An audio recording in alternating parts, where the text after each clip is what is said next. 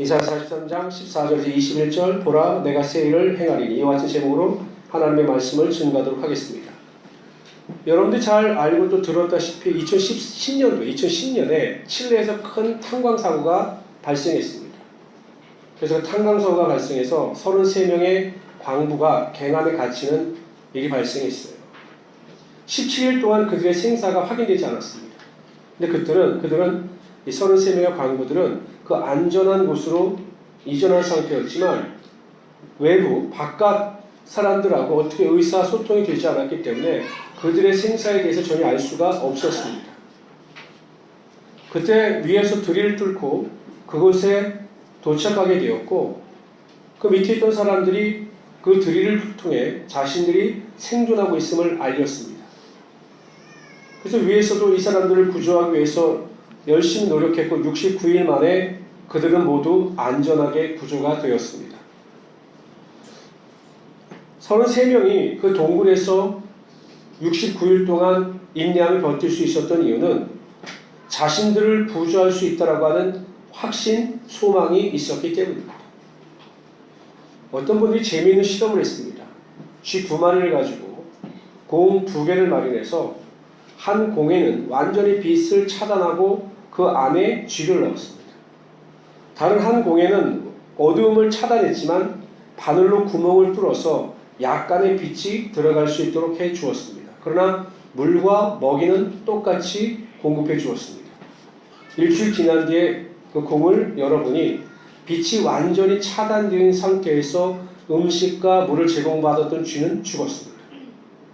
그런데 바늘 같은 그 작은 구멍으로 빛을 쏘아줬던 그 쥐는 건강한 상태는 아니었지만 그래도 생명을 유지하고 있었습니다. 그 실험을 통해서 학자들이 그런 결론을 내린 겁니다. 동물들도 완전히 빛을 차단하여 절망을 안겨주게 되면 물과 음식에 상관없이 절망하여 죽는다라는 결론을 내렸습니다. 키엘케고르라고 하는 철학자는 절망은 죽음에 이르는 병이다 이렇게 말하면서 책을 썼죠. 인간의 삶에 있어 내일에 대한 소망은 인간 스스로들에게 엄청난 영향을 끼치게 되어 있습니다. 현재가 아무리 어렵고 힘들어도 우리가 견디고 살아갈 수 있는 이유는 그럼에도 불구하고 내일에 대한 기대와 소망이 있기 때문입니다. 아무리 현실이 어두워도요. 인간에게는 막연하지만 내일에 대한 기대와 소망이 있습니다. 내일은 해가 뜬다. 참고 인내하면 나에게 좋은 날이 온다. 라고 하는 기대와 소망이 있기 때문에 어려운 문제 앞에서도 절망하거나 포기하지 않고 인내하며 살아가게 되는 것이죠. 우리가 오늘 읽은 이 본문은 이사야서 중에서 희망의 메시지를 안겨주는, 회복의 메시지를 안겨주는 내용입니다.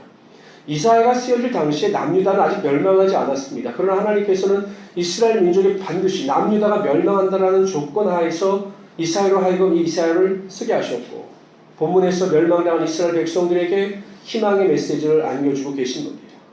바벨론으로 포로로 잡혀갔지만 반드시 하나님께서 너희들과 함께하여 주심으로 너희들이 다시 돌아올 것이다. 이것이 이 메시지의 내용입니다. 어제나 오늘이나 동일하신 하나님은 희망 없는 시대를 살아가고 있는 우리들에게도 하나님의 놀라운 새 일을 행하시기를 원하십니다. 그리고 성도들로 하여금 자신의 삶 속에서 새 일에 대한 기대와 소망을 가지고 미래를 준비하며 현재 가운데 살아갈 수 있게 하여 주시는 것입니다. 하나님이 사랑하시는 저와 여러분들 삶 가운데 하나님께서는 매일매일 놀랍고 새로운 일을 반드시 행하실 것입니다. 2017년도를 멀리하고 이제 다시 2018년도를 맞이했을 때 저는 우리 모든 소도님들이 꿈꾸고 기대하는 새 일, 하나님의 놀라운 능력을 맛보며 살아가시기를 주님으로 축원합니다. 그러기 오늘 위해서 2가지를 살펴보고자 합니다. 본문을 중심으로 우리가 하나님의 놀라운 새 일을 맛보기 위해서는 어떻게 해야 하는가? 또 한 가지는 우리의 삶에 베푸시는 하나님의 놀라운 일들은 과연 어떤 일들인가? 이 2가지 사실에 대하여 살펴보며 함께 은혜를 나누고자 합니다. 첫 번째로 우리가 하나님의 놀라운 새 일을 맛보기 위해서는 과연 우리가 어떠한 믿음의 태도를 가져야 하는가에 대하여 살펴보도록 하겠습니다. 첫째, 하나님의 놀라운 새 일을 맛보기 위해서는 하나님에 대한 올바른 지식과 그 지식에 근거한 믿음의 확신이 있어야 합니다. 오늘 본문에 보면 우리가 알아야 하고 믿어야 하는 하나님에 대해서 설명하고 있습니다. 14절과 15절입니다. 여기 다시 한번 우리가 읽도록 하죠. 43장 14절 15절 읽겠습니다. 시작. 너희의 구속자여 이스라엘 거룩한 자 여호와가 말하노라. 너희를 위하여 내가 바벨론에 보내어 모든 갈대아 사람으로 자기들의 연락하던 배를 타고 도망하여 내려가게 하리라. 나는 여호와 너희 거룩한 자요 이스라엘 창조자요 너희의 왕이니라. 하나님께서는 하나님 자신을 너희의 구속자라고 말씀하셨습니다. 이 구속자라고 하는 히브리어 원어는 깔입니다. 깔. 이 깔이라고 하는 히브리어 원어는 친척, 친족 이런 의미를 가지고 있습니다. 그러나 단지 이 혈연 관계만을 의미하는 것이 아닙니다.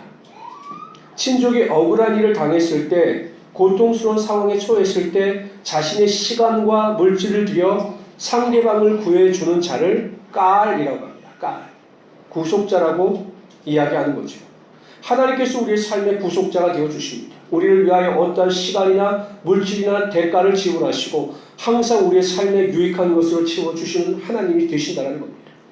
그 가장 중요한 사건이 무엇입니까? 독생자 예수를 이 땅에 보내주셔서 화목제물로 삼으시고 그 십자가 보혈의 은혜와 능력을 통해서 우리를 구원하여 주신 것입니다. 로마서 8장 32절은 이렇게 말씀하십니다. 다 같이 읽어봅시다. 자기 아들을 아끼지 아니하시고 우리 모든 사람을 위하여 내어주시니가 어찌 그 아들과 함께 모든 것을 우리에게 은사로 주시지 아니하시겠느냐. 저기서 은사가요 선물입니다. 모든 것을 우리에게 선물로 주지 아니하시겠느냐.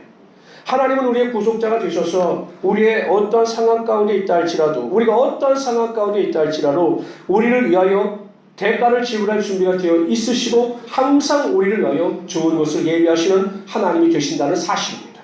그러한 사실을 믿는 자들에게는 하나님의 놀라운 은혜와 축복이 나타나게 되어 있습니다. 가끔 저희 아이들이 저에게 전화를 걸어서 픽업을 요청합니다. 어디에서 무슨 일을 하다가 전화를 해서 이야기를 해요. 아버지, 아빠 나 지금 어디 있는데 좀 낮은 좀 와서 픽업 좀 해가면 안 돼요? 라고 이야기합니다. 그러면 저는 피곤하지만 저희 자녀들의 부탁이기 때문에 기쁜 마음을 가지고 차를 끌고 나가서 자녀들을 픽업해 오죠. 만약에 다른 사람이 저에게 요구하면 어떻게 할까요?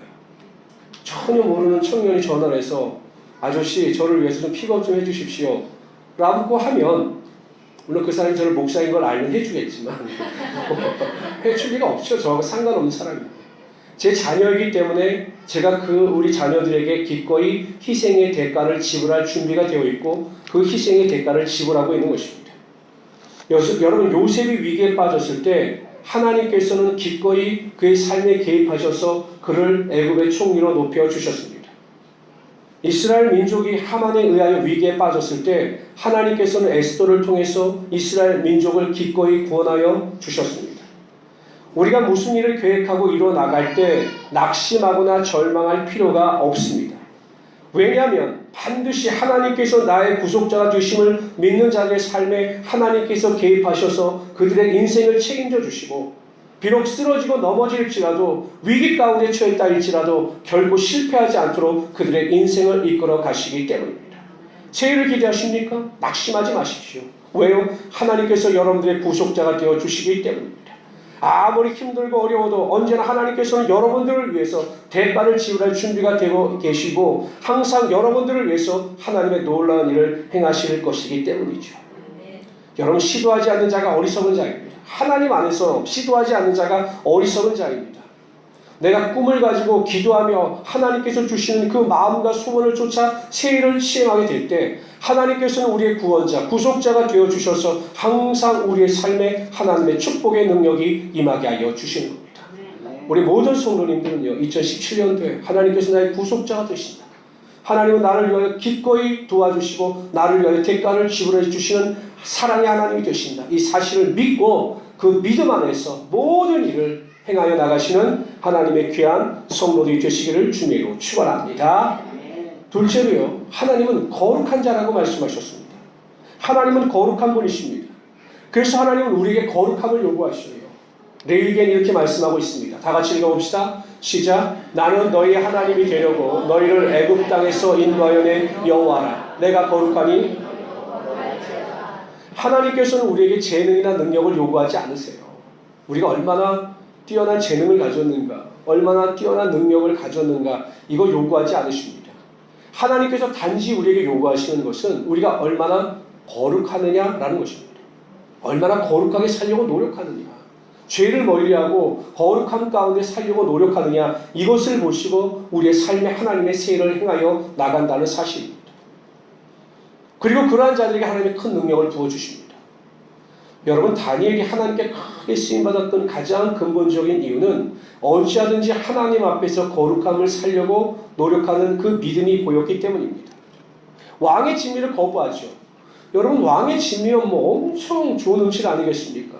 그 청년들이 그 왕의 진미를 거부한다는 것은 쉽지 않아요. 그러나 우상에게 드려졌던 제물이었기 때문에 그 음식을 가지고 자신의 몸을 더럽히지 않고자 결심하고 뜻을 세웁니다.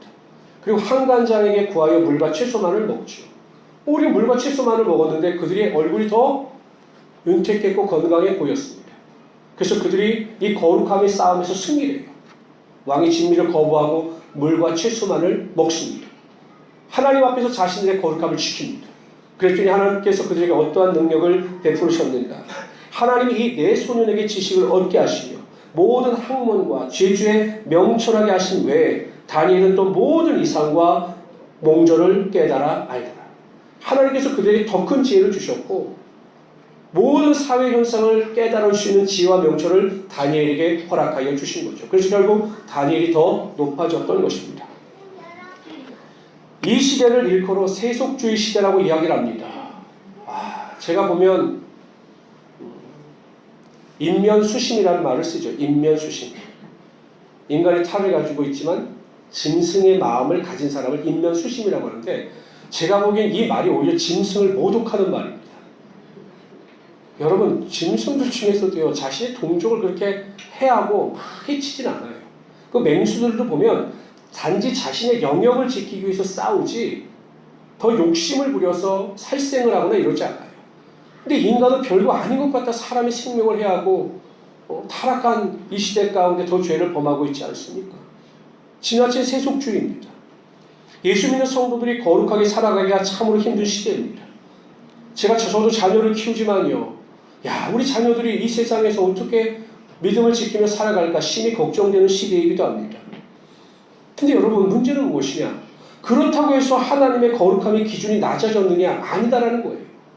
하나님께서 우리들에게 세상이 너무나 타락하고 어려우니 내가 거룩함의 기준을 낮춰줄 테니 그 기준에 맞춰 살아라, 이렇게 우리에게 말씀하시지 않으셨다는 것입니다.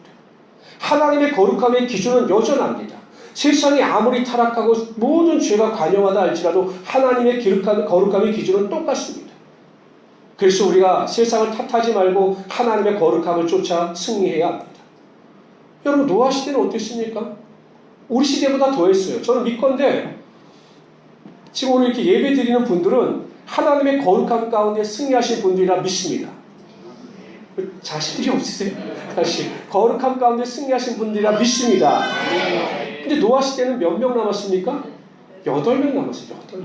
우리 지금 몇 명입니까? 얼추 받으면 엄청납니다. 이 노아 방제 다 못합니다. 노아 외에는 모든 사람들이 죄의 관영한 가운데 살았습니다. 그러나 노아는 세상을 타치하지 않았습니다. 하나님의 명령에 순종해서 거룩함을 쫓아 살아갈 때 자신과 온 가족이 구원받는 하나님의 능력이 나타나게 되었던 것이죠. 죄냐 아니냐? 이것은 법에 나타나 있어요. 법에. 우리가 죄의 기준이 민법, 형법, 상법에 다 나타나 있어요. 그러니까 판사는 죄를 기준으로 해서 법에 따라서 죄를 판단하죠. 우리의 거룩함의 기준은 성경에 다 나타나 있습니다. 우리가 거룩한지 아니한지 하나님의 말씀을 들이대면 다 분명히 나타나게 되어 있는 것입니다. 저는 우리 모든 성도님들이 하나님의 말씀대로 살아가는 것이 거룩한 것임을 깨닫고 절대적으로 세상이 어떠하든지 간에 세상에 흔들리지 아니하며 하나님의 말씀 가운데 절대적으로 순종하여 거룩한 것을 이기며 살아가시는 하나님의 귀한 성도들이 되시기를 주님으로 축원합니다. 제가 어떤 집사님에게 그런 말을 들었어요. 너같이 그렇게 영업하고 너같이 그렇게 하는데도 그 일을 하는 걸 보면 참 이상하다. 저는 솔직히 그 말을 듣고 감동을 받았습니다. 하나님의 법대로 말씀대로 살아가는데 안 될 일이 무엇이 있겠습니까? 세상적인 방법으로 로비하고 세상적인 방법으로 육신의 욕심을 쫓아 살면 과연 그것이 하나님의 영광이고 하나님의 뜻이겠습니까? 어찌하든지 힘들고 어려워도 하나님의 거룩함을 쫓아 살 때, 하나님의 높아주심을 경험하고 그 믿음 가운데 확신할 때 우리가 더 크게 하나님의 세일을 경험하며 살아갈 수 있게 되는 것입니다. 저는 우리 모든 성도님들이 어찌하든지 거룩함을 쫓아 승리하시고 거룩함 가운데 하나님의 능력을 맛보시는 하나님의 귀한 성도들이 되시기를 주님으로 축원합니다. 셋째로 하나님은 이스라엘의 창조자여 너의 왕이다 라고 말씀하셨습니다. 이 말은 내가 너의 주인이다 이 말씀입니다. 하나님께서 이스라엘 백성들을 향해서 내가 너의 주인이니 내 말을 경청하라 이렇게 수없이 말씀하셨습니다. 너희가 나만을 섬겨라 이렇게 수없이 말씀하셨습니다. 그러나 이스라엘 백성들은 하나님께서 자신의 민족의 주인 되심을 인정하지 않습니다. 그래서 하나님의 말을 경청하지 않아요. 그렇게 우상 숭배를 하지 말라고 경고하셨지만 그들은 하나님의 주인 되심을 인정하지 않고 자신들 마음대로 우상을 섬기면서 세상을 살아갔습니다. 그래서 하나님은 그들을 향해서 이렇게 책망하시죠. 하늘이여 들으라, 땅이여 귀를 기울이라. 여호와께서 말씀하시기를 내가 자식을 양육하였거늘 그들이 나를 거역하였도다. 소는 그 임자를 알고 나귀는 주인의 부위를 알건만은 이스라엘은 알지 못하고 나의 백성은 깨닫지 못하는도다 하셨도다. 주인을 알지 못하고 하나님의 말씀에 순종하지 않으므로 그들이 하나님의 심판을 받을 수밖에 없었던 거죠. 제가 처음 필리핀에 선교를 청년들과 선교여행을 갔을 때요. 거기가 그 마닐라에서 6시간 떨어진 판가시안이라는 곳이더라고요. 판가시안. 맞죠? 권 목사님? 어디 가셨나? 네. 맞죠? 판가시안. 근데 여러분 가보면 알겠지만 굉장히 외지고 정글이에요. 정글. 그래서 제가 갔을 때 그 전날에 살인 사건이 났대요. 그러니까 절대 그 근처를 가지 말라는 거예요. 근데 저는 전혀 겁나지 않았습니다. 활기치고 그 동네를 돌아다니고 복음을 증거했습니다. 왜 그랬을까요? 하나님을 믿었기 때문에. 아니요, 선교사님을 믿었기 때문에. 그곳에서 사역하시던 선교사님이 오랫동안 선교 사역을 하셔서 그 지역에 대해서 잘 알고 계셨고 모든 사람들을 알고 계셨기 때문에 그 선교사님의 지시만 따르면 전혀 문제가 없었어요. 그래서 저는 낯선 곳이었고 처음 가보는 곳이었고 전혀 보지 못하는 사람들이었지만 그들이 두렵지 않았습니다. 길을 잃어도 제가 정글에서 한번 길을 잃어버렸는데 두렵지 않았습니다. 그 선교사님이 나를 찾아줄 것이다 이런 확신이 있었기 때문에 두렵지 않았어요. 말레이시아 선교 왔을 때도 마찬가지였습니다. 정글에 들어가서 원주민들을 만나고 선교 활동을 하는데도 전혀 두렵지 않았습니다. 낯선 곳이었는데. 왜? 그곳에 선교사님이 우리와 함께 하셨고 그분들이 우리를 책임질 것이다 라는 확신이 있었기 때문입니다. 여러분 생각해 보세요. 그 말레이시아, 필리핀 낯선 곳에 가서 그 선교사님도 어찌 보면 인간입니다. 그러나 그 경험이 많은 분이기 때문에 제가 그분을 의지할 때 그 낯선 땅에서 전혀 두렵지 않고 담대하게 살아갔습니다. 그런데 여러분 우리가 이 땅을 살아갈 때 우리의 삶의 인도자가 누구십니까? 하나님이세요. 하나님. 하나님께서도 우리에게 똑같이 말씀하시는 겁니다. 내가 너의 창조자가 되고 너의 왕이 되며 너의 인도자가 되고 너희들의 주인이 된다. 하나님께서 우리의 삶의 주인이 되시고 인도자가 되신다면 무엇을 걱정하겠습니까? 가장 완벽하고 가장 안전한 인도자이시기 때문에 우리의 삶을 그분께 맡기고 위탁하며 그분의 인도하심을 쫓아나갈 때 우리의 삶이 가장 완벽하게 되며 세일의 능력이 반드시 나타나게 되는 것입니다.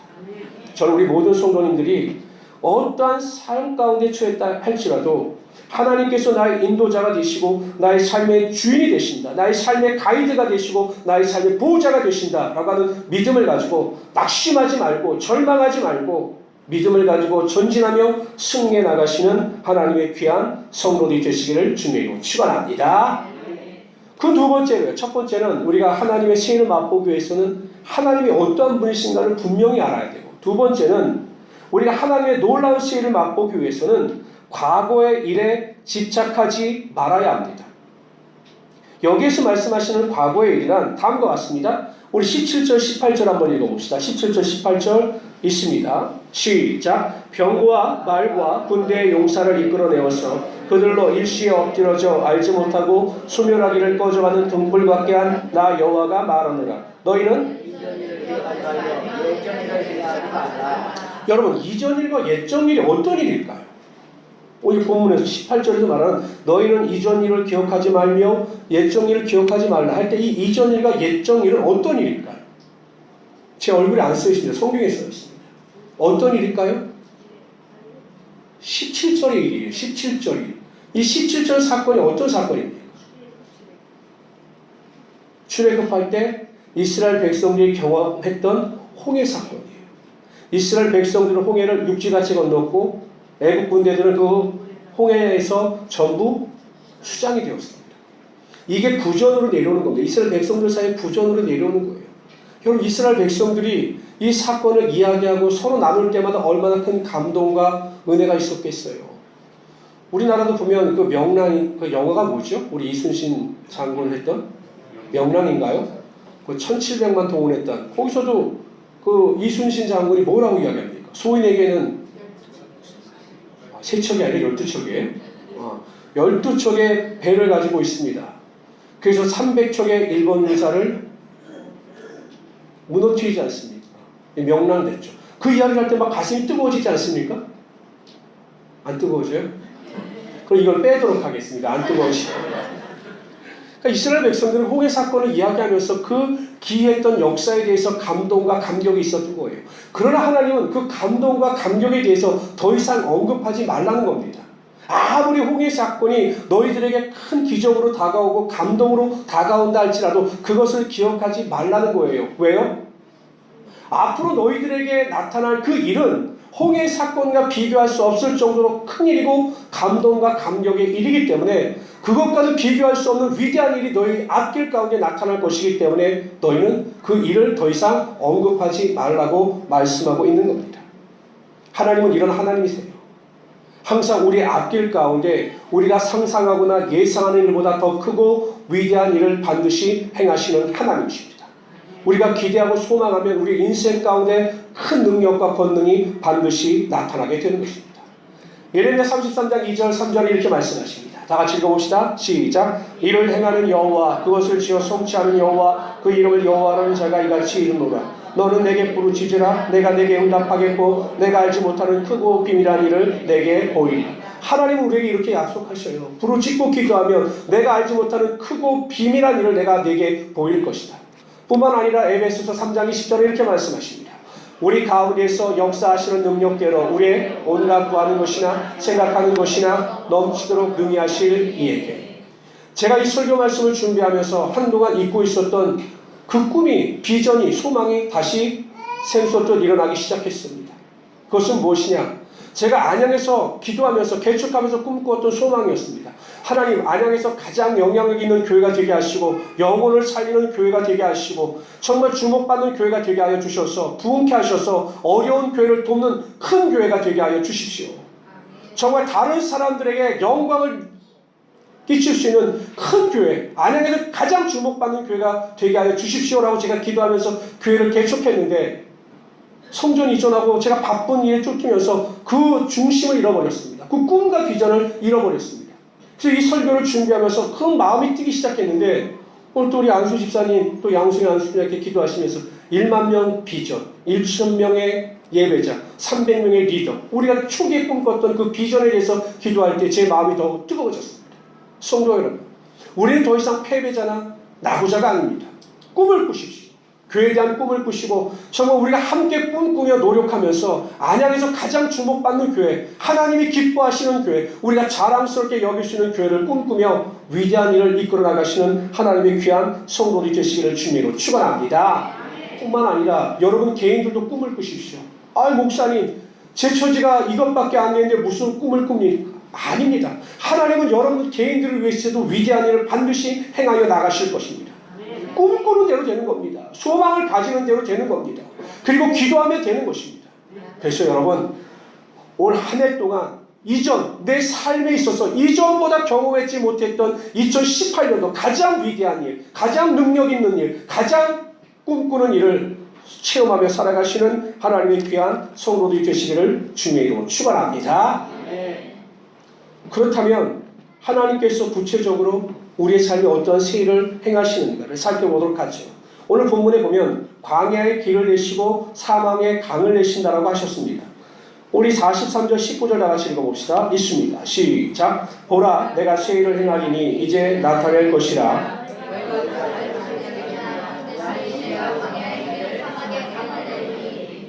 아무리 인생이 막힌 것 같아도 하나님께서 그 인생 가운데 길을 내시면 형통의 길이 되는 것입니다. 아무리 인생이 메마른 것 같아도 하나님께서 그 인생 가운데 강을 내시면 풍족하게 되는 겁니다. 인생이 만드는 길과 강은 불완전하나 하나님께서 내시는 강과 길은 풍성하고 완전한 것입니다. 우리 모든 성도님들 기도하시면서 여러분 인생 가운데 길을 내시는 하나님의 놀라운 능력을 한번 맛보십시오. 과연 어떻게 내 인생의 길을 내실 것인가? 꿈꿔보십시오. 어떻게 하나님께서 내 인생 가운데 강을 내실 것인가? 기대해 보시길 바랍니다. 여러분 기도할 때 하나님의 기적이 여러분의 삶의 현실이 되는 겁니다. 온갖 구하는 것이라 생각하는 것에 넘치도록 부어주실 하나님, 그 하나님을 기대할 때 반드시 여러분의 삶에 하나님께서 길을 내시고 강을 내심으로 2018년도가 잊지 못할 축복의 한 해가 되게 하여 주실 것입니다. 아멘. 두 번째로 하나님을 찬송하게 하신다라고 하셨습니다. 우리 21절에 보면 다 같이 한번 읽어볼까요? 있습니다. 시작.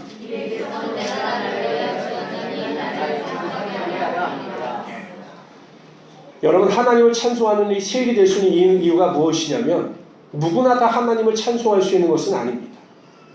이사야서 42장 8절에 보면 나는 여호와니 내 이름이라 나는 내 영광을 다른 자에게 내 찬송을 우상에게 주지 아니하리라 이렇게 말씀하셨습니다. 오직 하나님을 찬송할 수 있는 자들은 그리스도 예수 안에서 새로운 피조물로 거듭난 자들입니다. 여러분들이 세일을 행할 수 있는 일이 무엇입니까? 2018년도 여러분 결심하시고요. 항상 범사에 감사하시고 하나님을 찬양할 수 있는 하나님의 귀한 성도들이 되시기를 주님으로 축원합니다. 원망과 불평을 멀리하시고 찬양과 감사의 고백이 흘러넘치시기를 바랍니다. 시편 기자는 이렇게 고백합니다. 다 같이 읽어봅시다. 주의 의로운 규례를 인하여 내가 하루 7번씩 주를 찬양하나이다. 매일 찬양하십시오. 그런데 정말로 감사한 일은 우리가 하나님을 찬양할 때 우리의 삶에 하나님의 능력이 나타난다는 것입니다. 다윗이 수금을 탈 때 사울 왕에게서 악신이 떠나갔습니다. 여호사밧 왕이 성가대를 조직하여 찬양을 부르며 나아갈 때 그가 완벽한 승리를 거둘 수가 있었습니다. 사도 바울이 찬양할 때 감옥문이 열리는 그 창고가 열리는 하나님의 능력이 나타났습니다. 이처럼 하나님을 찬양할 때 우리의 삶에 놀라운 일이 벌어집니다. 찬양은 곡조에 있는 기도이기 때문이죠. 가끔 보면 저는 노래방을 한 번도 가보진 않았지만 아니구나 옛날에 2번인가 가봤구나. 가봤는데 너무 재미가 없더라고요. 근데 그 멀쩡한 사람도 노래방 가면 미치더라고요. 제 친구들 보고 노래방 가면 미치더라고요. 야, 노래에는 저런 힘이 있구나. 올 한 해 동안 찬송에 미친 우리 성도들이 되시길 바랍니다. 정말 제가 그런 생각을 했습니다. 아니 왜 찬양할 때 우리 김상민 집사, 안수희 집사님 저렇게 힘차게 찬양할 때 왜 다 이렇게 매가리들이 없으실까? 막 박수 치며 즐거워하고 이래야 되는 것 아니겠습니까? 졸리세요? 하나님 찬양할 때 너무 기뻐해야 되는 거죠. 그래서 2018년도 여러분 찬양할 때는요, 박수도 뜨겁게 치시고, 제가 결심한 게 있습니다. 제가 어르신들을 생각해서 주로 찬양을 배분할 때 찬송가를 많이 배분했어요. 새 찬송가를 보급을 안 했습니다. 신나는 찬양 CCM을 잘 안 했어요. 왜냐하면 연세 드신 분이 따라하기 힘들 것 같아서 제가 안 불렀어요, 일부러. 근데 그것이 이게 좋지 않은 거구나. 우리 장로님이나 우리 권사님들이나 충분히 튼튼한 관절을 가지고 있기 때문에 우리가 기쁜 마음으로 하나님을 찬양할 수 있는 겁니다. 모르는 찬양이라고 해서 묵언하지 마십시오. 묵언. 모르는 찬양도 가사를 인지하면서 찬양하게 되면 그 찬양의 어느 순간 내 능력이 되는 것입니다. 그래서 여러분 올 한 해 동안 찬양을 하나님께 영광을 돌리시고요. 항상 그리스도 예수 안에서 하나님만을 찬양할 수 있는 하나님의 귀한 성도들이 되시기를 주님의 이름으로 축원합니다. 성도들에게 영원한 절망은 존재하지 않습니다. 희망이 없다, 절망이 없다 이런 말은 예수 믿는 사람들이 할 수 없는 말이고 해서도 안 되는 말입니다. 성도들에게는 항상 내일에 대한 기대와 소망이 있어야 합니다. 이것이 기독교 신앙의 힘입니다. 젊은 사람들이 왜 내일에 대한 기대와 소망이 없습니까? 기대와 소망이 있으면 결단이 생기게 되는 것이고, 결단이 생기게 되면 하나님을 의지하게 되는 것이고, 하나님을 의지함으로 삶의 태도가 바뀌는 것이고, 삶의 태도가 바뀜으로 삶의 운명이 바뀌는 겁니다. 많이 못 배웠어요? 내가 부모를 잘 못 만나서 가진 것이 없었어요? 아닙니다. 내가 패배자 의식에서 벗어나지 못했기 때문입니다. 하나님은 능력 주시는 자입니다. 하나님께서는 구하는 자에게 반드시 큰 능력을 주시는 전능하신 하나님이 되시기 때문이죠. 꿈꾸는 자에게 소망을 주십니다. 저 그 마음 가운데 소망이 가득해서 견딜 수 없는 자에게 하나님께서는 그 소망대로 되는 역사가 나타나게 하여 주시는 것입니다. 2018년도 꿈을 꾸십시오. 반드시 하나님께서 내 인생 가운데 새 일을 행하실 것이다. 내가 지금까지 내 일생에서 맛보지 못했던 위대한 새 일, 감당치 못한 새 일을 하나님께서 행하실 것이다. 이러한 믿음을 가지고 주님 앞에 전진해 나가시는 하나님의 귀한 성도들이 되시기를 주님으로 축원합니다. 그러기 위해서 첫 번째, 하나님께 대한 올바른 지식과 믿음을 확실히 소유하시기를 바랍니다. 하나님은 우리를 도우시는 구속자가 되십니다. 하나님은 우리에게 거룩함을 요구하시는 거룩한 자가 되십니다. 하나님은 우리의 인생의 주인이 되시는 창조주와 왕이 되십니다.